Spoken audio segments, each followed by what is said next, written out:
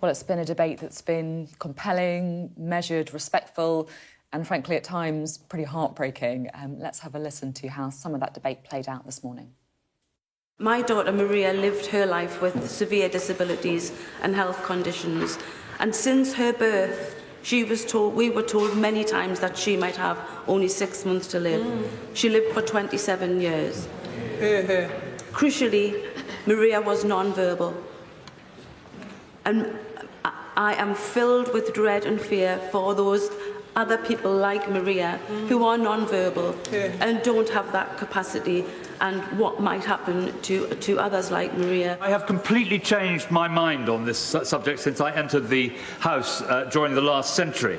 And the reason for that is that I've sat in my advice surgery and I have had tears pouring down my face listening to constituents who have set out so clearly, speaking with such emotion about how their mother, brother, father or child has died in great pain and great indignity. Is a judge supposed to second-guess doctors? Will the judge make a decision on the basis of paperwork? Or will there be a hearing in open court? And where will be the capacity in the criminal justice system to deal with all this? So far from being a genuine safeguard, the involvement of a judge could just be a rubber stamp. People with terminal illness will still take their lives.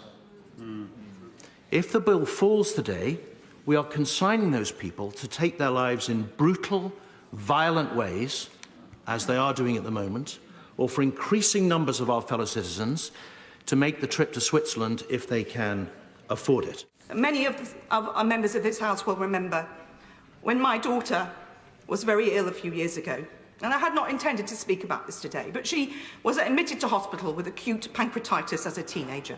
So this bill would not have covered her at that point. But I did not know for for 5 days, in fact many months, whether she would live or die.